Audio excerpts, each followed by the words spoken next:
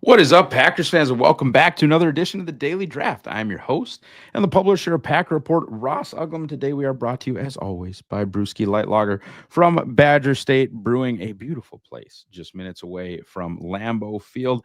And today we are talking about, I would say, a pretty popular Packers mock guy, somebody that ends up on Green Bay, but I'm not so sure. And we'll talk about that, of course. That is Texas A&M edge Nic Scourton, Scourton. Scourton. We're going to go with Scourton. That could be wrong. I struggled with some of these pronunciations, and I'm just not going to go look that one up. I'm not. I'm going to go through my notes, and we're going to rock and roll. Pros. Very productive for two major conference teams.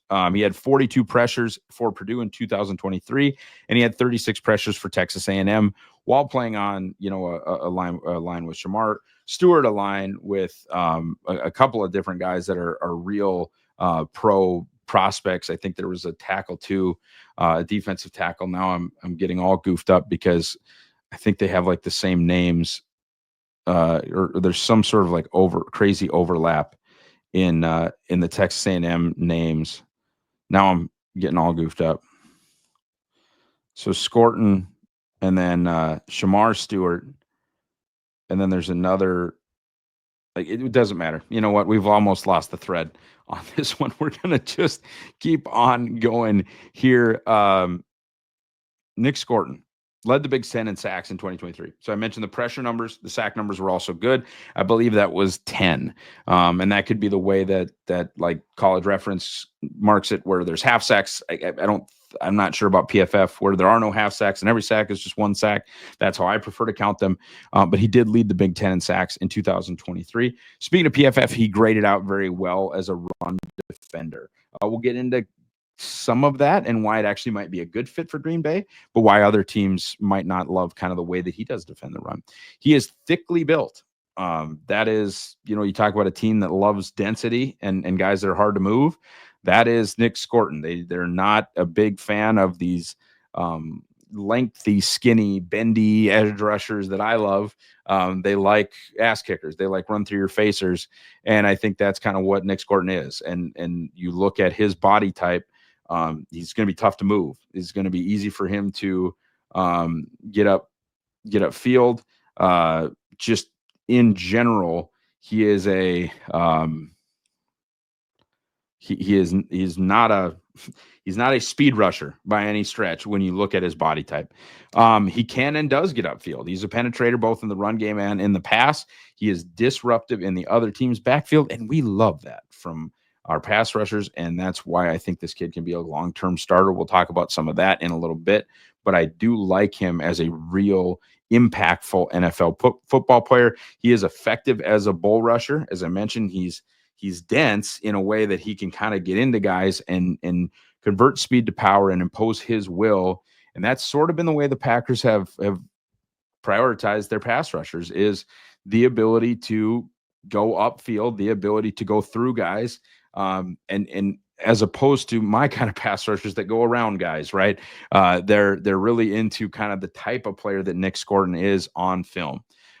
Effective as a bull rusher, excellent spin move, and sometimes that can be used as a counter to his bull rush. Oh, it doesn't move. Okay, boom, spinning inside as a counter, and that has been effective for him on occasion on film.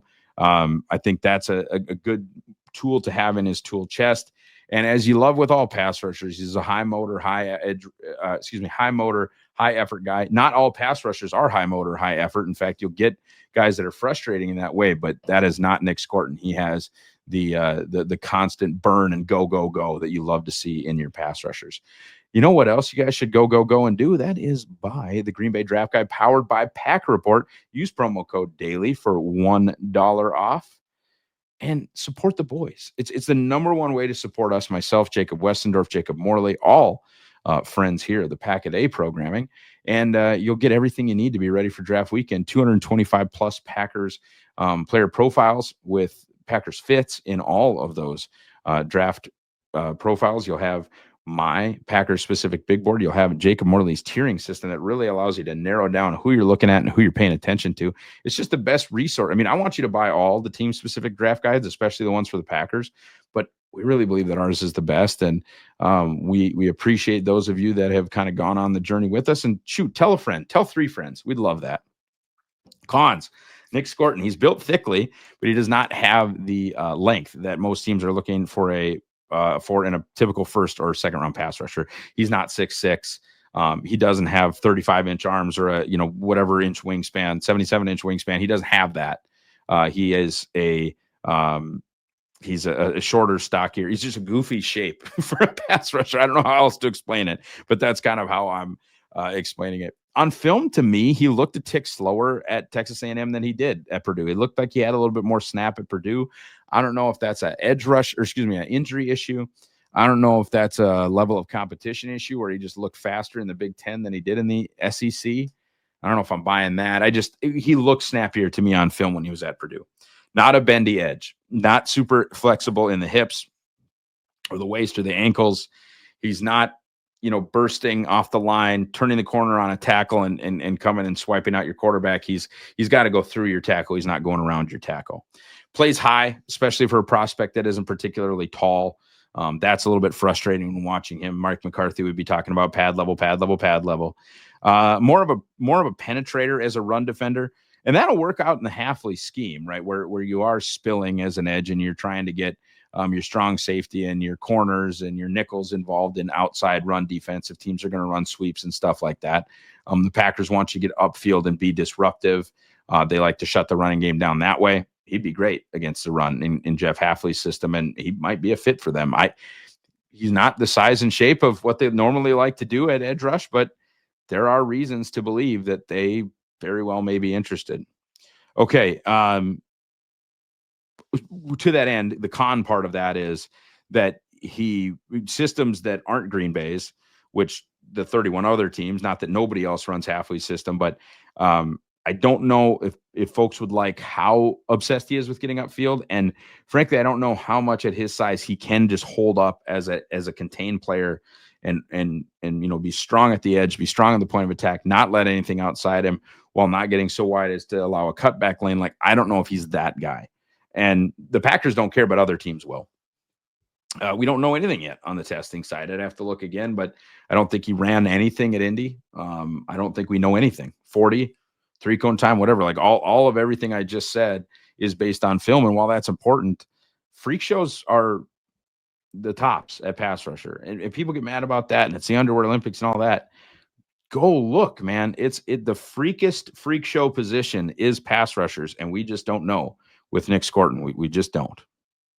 Guys, one thing I do know, get to Badger State Brewing during draft week, and it is draft week, April 22nd through the 27th. They're going to have live music. They're going to have an old-fashioned station. They're going to have vendors from all over the state and all the best beer from all over the state, including theirs. And they have some awesome freaking beer, just like this can of brewski right here.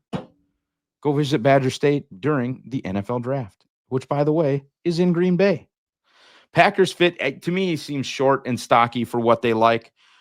We don't know anything on the testing side, so we can't really do the tiering stuff.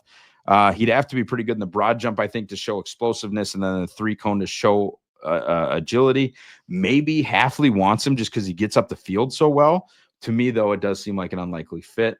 With that said, I think he's a solid starter. I have solid starter grades on a ton of guys. He's got a round 2 for me. I don't see a star. I see a 10-year pro. Short and sweet version. Drink Badger State. Buy the draft guide. Go Pack, go.